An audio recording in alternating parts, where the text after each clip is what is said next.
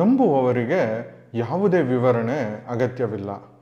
ನಂಬದವರಿಗೆ ಯಾವುದೇ ವಿವರಣೆ ಸಾಲುವುದಿಲ್ಲ.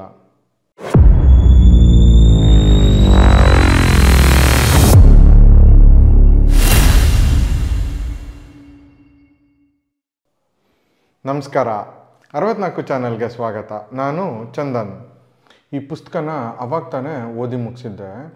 ಪರಿಚಯದವ್ರ ಹತ್ರ ಡಿಸ್ಕಸ್ ಮಾಡ್ತಾ ಇದ್ದೆ, ಈ ದೇವರು, ದೆವ್ವ, ಭೂತ ಇದೆಲ್ಲ ಇದೆಯಾ, ನಂಬೋ ಅಂಥದ ಅಂತ.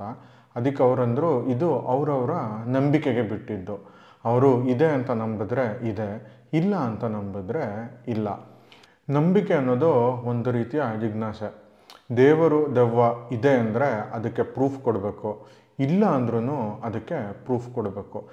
ನಾನು ಇದರಲ್ಲೆಲ್ಲ ನಂಬಲ್ಲ ಅಂದವರು ಕೂಡ ಒಬ್ಬೊಬ್ಬರೇ ಇದ್ದಾಗ, ಏನಾದರೂ ಅತಿಮಾನುಷ ಘಟನೆ ನಡೆದಾಗ ಅವರು ಹೆದರ್ಕೋತಾರೆ. ಇದನ್ನೆಲ್ಲ ನಂಬಲ್ಲ ಅಂದವರು ಯಾಕೆ ಹೆದರ್ಕೋಬೇಕು? ಅವರಿಗೂ ಈ ದೆವ್ವ, ಭೂತ ಇಲ್ಲ ಅನ್ನೋದಕ್ಕೆ ಪ್ರೂಫ್ ಕೊಡೋದಕ್ಕೆ ಆಗಲ್ಲ. ಈ ನಂಬಿಕೆ ಅಪನಂಬಿಕೆಗಳ ಮಧ್ಯೆ ಸಿಗಾಕೊಂಡು ಸುಮಾರು ಜನ ಒದ್ದಾಡ್ತಾ ಇರ್ತಾರೆ. ಇದೇ ರೀತಿಯ ಅನುಭವ ಆಗಿದ್ದು ಗೌರವ್ ತಿವಾರಿ ಅನ್ನೋ ಒಬ್ಬ ಯುವಕನಿಗೆ. ಅವನಿಗೆ ದೇವ್ರ ಮೇಲೆ ನಂಬಿಕೆ ಇರಲ್ಲ, ದೆವ್ವದ ಮೇಲೂ ನಂಬಿಕೆ ಇರಲ್ಲ. ಅವನು US ಅಲ್ಲಿರೋ ಫ್ಲೋರಿಡಾದಲ್ಲಿ ತನ್ನ ರೂಮ್ಮೇಟ್ಗಳ ಜೊತೆ ವಾಸ ಇರ್ತಾನೆ.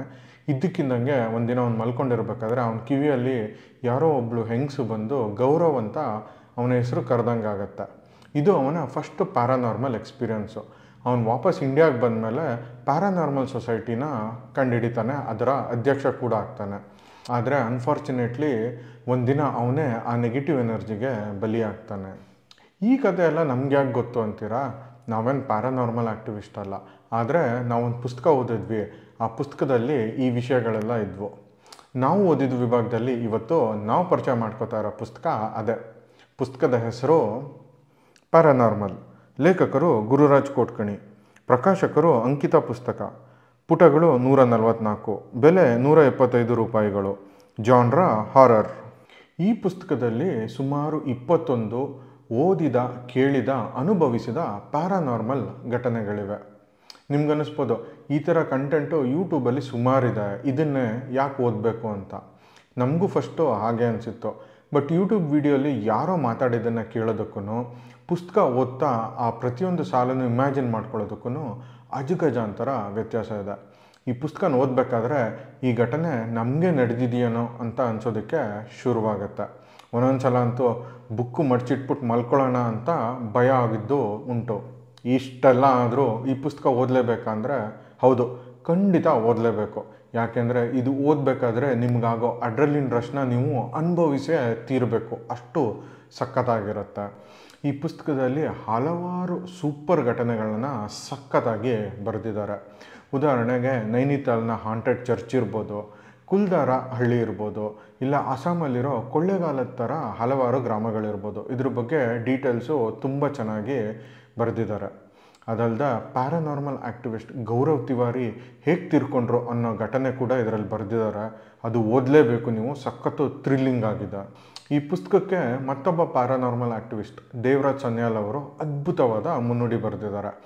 ಅವರ ಪ್ರಕಾರ ಈ ಪುಸ್ತಕ ಓದಿದ ಮೇಲೆ ನಮಗೆ ಮೀರಿದ್ದು ಏನೋ ಇದೆ ಅಂತ ಒಂದು ಅರಿವಾಗುತ್ತೆ, ಮತ್ತು ಭಯಕ್ಕಿಂತ ಜಾಸ್ತಿ ಆತ್ಮವಿಶ್ವಾಸ ಹೆಚ್ಚಾಗತ್ತೆ ಅಂತ ಹೇಳ್ತಾರೆ.